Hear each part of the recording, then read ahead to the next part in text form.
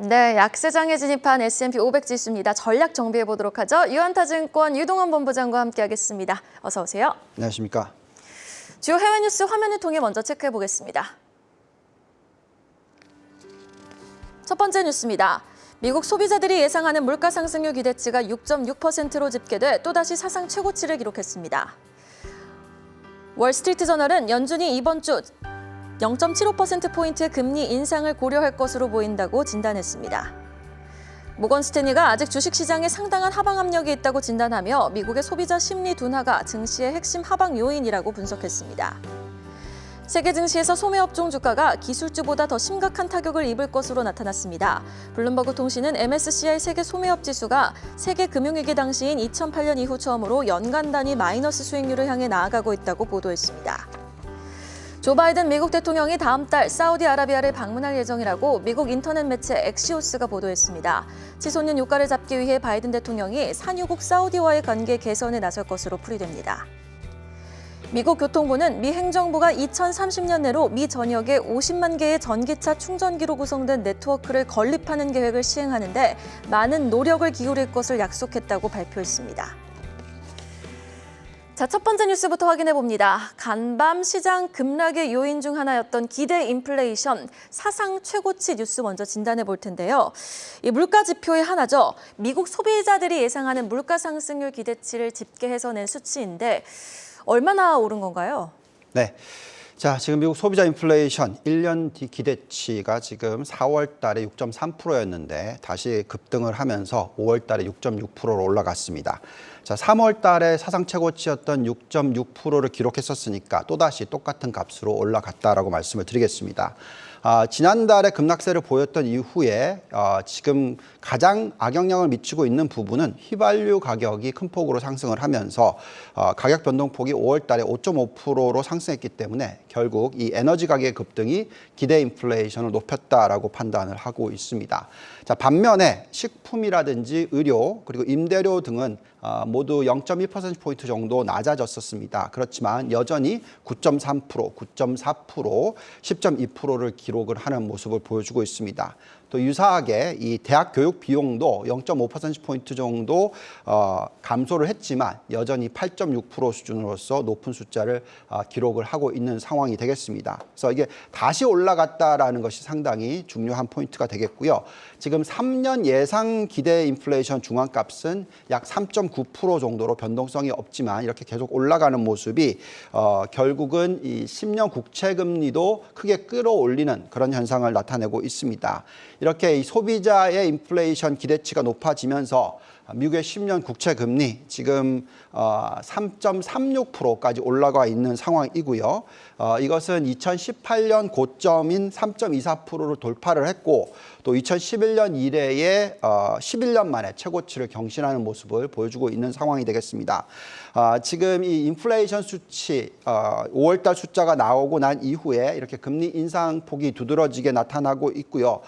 일시적으로는 3.44%까지도 급등을 하기도 했었지만 어쨌든 지금 현재 시점에서는 3.37 정도 수준에 나와 있습니다.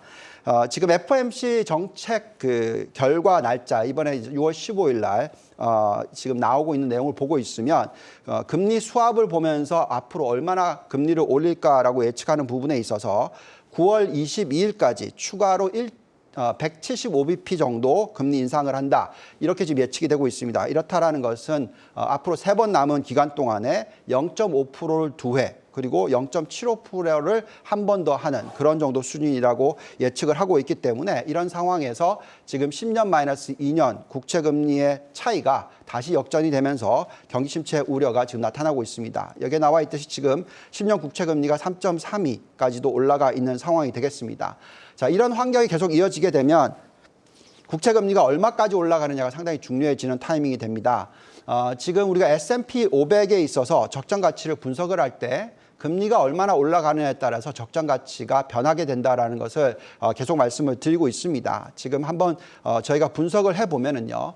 현재의 10년 국채금리 3.37% 그리고 주식 리스크 프리미엄이라고 합니다. 위험도를 6%를 반영을 하고 올해 경기 침체가 일정 부분 일어난다라는 것을 감안을 했었을 때 이익 증가율이 0%다라고 계산을 하면 적정 지수가 약 4,030포인트가 나옵니다. 그렇지만 만약에 이 10년 국채금리가 더 올라가서 3.87, 약 0.5%포인트 정도 더 올라간다라고 계산을 하고 적정 가치를 구해보면은 3,780포인트가 됩니다. 즉 0.5%포인트 상승할 시 적정 가치는 250포인트씩 떨어진다라고 계산이 나옵니다. 결국은 앞으로 얼마나 금리가 더 올라갈지, 미 연준이 얼마나 긴축 속도를 강화할지에 따라서 이 S&P의 적정 가치가 변하게 되다 보니까 결국은 지금 6월 15일 오는 수요일 저녁이죠. 미국 시간으로, 우리나라 시간으로는 목요일 새벽이 되겠습니다. 이때까지 계속적으로 지금 금리에 대해서 걱정을 하게 되고 금리의 변동성에 따라서 시장의 변동성이 일어날 수 있는 가능성에 대해서는 계속 요의주시할 필요가 있다라고 판단이 듭니다. 네, 알겠습니다. 일단은 15일이 좀 변곡점이 될 것으로 보이네요. 그리고 속보 하나 와서 알려드리겠습니다. 누리호 발사가 일단 15일로 예정이 되어 있었는데요. 날씨 탓에 16일로 좀 발사가 연기가 됐다는 거, 발사 일정이 연기가 됐다는 부분까지 먼저 알려드리겠습니다. 자세한 부분 잠시 후에 짚어보도록 하고요. 다음 해외 뉴스 한번 체크해 보도록 하죠. 자, 물가 상승 중심에는요, 유가 급등이 있습니다. 다음 뉴스, 바이든 대통령의 사우디행 체크해 보겠습니다. 물가가 이렇게 폭등을 하다 보니 미국 그동안 관계가 소원했던 사우디까지 지금 손을 내미는 형국인데요. 물가 잡기에 좀 총력을 기울이겠다라고 해석을 해봐도 좋을까요? 네, 자 지금 현재 금리를 인상을 해서 물가를 잡기가 어려운 부분이 결국 지난 5월달 숫자를 보시면 가장 큰 영향을 미쳤던 부분이 에너지 가격의 급등입니다. 유가가 올라간 것이 거의 50% 가까이 되고요. 전체적으로 에너지 가격이 올라간 게 100% 이런 수준의 상승을 보였습니다. 그렇다 보니까 결국 이 유가를 잡아야 되는 것이 가장 중요한 그런 핵심 포인트가 되고 있습니다. 지금 WTI 유가 기준을 보시면은 어제 그렇게 빠지지도 않았어요. 오히려 또 올라가는 모습까지 보여주고 있습니다. 그래서 121.3달러 수준에 지금 거래가 되고 있고요. 이 가격이 떨어지지 않으면 인플레이션을 잡기가 어렵다라는 부분을 인정할 수밖에 없는 그런 상황이 벌어지고 있습니다. 자, 이런 가운데서 이제 조 바이든 미국 대통령이 다음 달 14일, 15일에 이스라엘과 팔레스타인을 찾은 뒤에 사우디아라비아 등 중동을 방문할 계획이 있다라는 뉴스가 지금 나오고 있습니다. 지금 백악관의 국가안전보장회의에서 발표한 내용을 보고 있으면은 지금 정확한 방문 스케줄은 잡히지 않았지만 어쨌든 그렇게 될 거다고 예측을 하고 있는 상황이고요. 바이든 대통령은 중동에서 사우디아라비아를 비롯해서 바레인, 이집트, 요르단, 쿠웨이트, 이라크, 오만, 카타르, 아랍에미리트 등의 이 정상과 회담을 할 예정이 잡혀 있습니다. 월스트리트저널에 따르면 미국 정부 소식통을 인용해서 백악관이 이 사우디 방문 관련돼서 계획을 발표할 예정이다라고 얘기를 하고 있는 상황이 되겠습니다. 자, 이렇게 이 방문을 하는 이유는 결국은 인플레이션을 잡아야 되는 요소가 있습니다. 지금 바이든의 지지율이 상당히 많이 악영향을 받고 있죠. 그게 인플레이션이 너무 높게 나오고 있기 때문에 그렇습니다. 자, 그렇다 보니까 이제 중동 지역 또는 베네수엘라 또는 이란 뭐 이런 쪽에 통해서 지금 공급 확대를 하려고 하는 노력이 나오고 있다라고 말씀을 드리겠습니다. 자, 이제 이 차트를 한번 보면서 말씀을 드려보면은요, 유가와 경기 침체의 상관관계에 대해서 픽텟 자산운용에서 나온 자료인데요. 이게 3월 달에 나왔었던 자료입니다. 보시면은 이렇게 브렌트유가 104달러를 돌파를 할 경우에 과거에 이 다회색 선이 경기 침체 시기입니다. 그래서 그렇게 돌파를 하면은 다 경기 침체가 왔다라는 거죠. 그래서 지금 현재 시점이 브렌트유가 122달러입니다. 그러니까 지금 104보다 20%나 높은 수준이라는 거죠. 그렇기 때문에 경기 침체의 가능성이 상당히 많이 높아지고 있는 것을 봐야 되는 그런 상황이 지금 벌어지고 있습니다.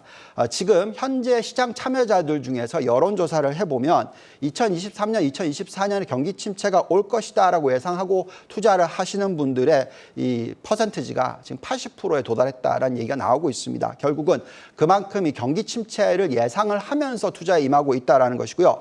그렇게 되다 보니까 지금 이 공포와 탐욕 지수, 센티먼트 지수라고 하죠. 이게 신뢰가 지금 많이 깨져서 지금 20 이하, 18로 나오는데 어제 종가로 보니까 17까지 떨어져 있습니다. 우리가 보통 20 이하로 떨어지면은 주식 투자를 해도 되는 그런 시기다라고 얘기를 하고 있습니다. 결국 상당히 많은 불확실성이 반영이 됐는데도 불구하고 유가의 하향 안정화가 일어나기 전까지는 증시에 대한 변동성이 계속 이어질 수도 있다라는 부분은 감안해야 될 것 같습니다. 네, 알겠습니다.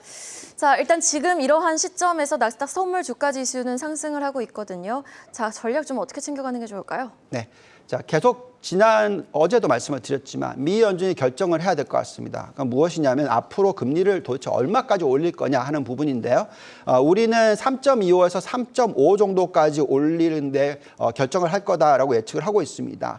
지금 소비자 신뢰 지수가 50.2까지 급격하게 하락했기 때문에 경기 침체 가능성이 일시적으로 올 가능성이 상당히 높아진 부분도 인정을 해야 됩니다. 그렇지만 장기적인 부분을 놓고 봤었을 때 민간, 즉 개인과 기업들의 펀드멘탈을 봤었을 때 경기 침체가 오래 가지는 않을 것이다라는 부분이 나타나고 있습니다. 그래서 결국은 얼마나 하락하느냐 하는 부분인데 이것은 이제 금리가 얼마나 올라가느냐에 따라서 달라집니다.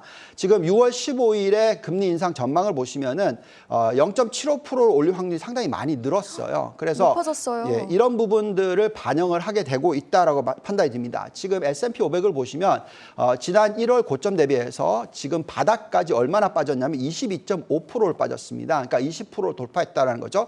그렇다는 것은 경기 침체를 이미 상당히 반영을 하고 있는 것이고요. 과거 S&P 500이 경기 침체가 일어났을 때 평균 하락폭이 23.9%입니다. 그러면 추가적인 하락폭은 제한적이지만 여전히 추가 하락할 수 있다는 걱정을 가지게 됩니다. 결국 금리가 어떻게 되느냐가 가장 중요한 관건이기 때문에 6월 15일 날 전환점이 될지를 보면서 판단하는 것이 중요할 거다라고 말씀을 드리겠습니다. 네, 알겠습니다. 화요일 글로벌 투자 뉴스 유한타증권 유동원 본부장과 함께 정리해봤습니다. 오늘 말씀 고맙습니다. 감사합니다.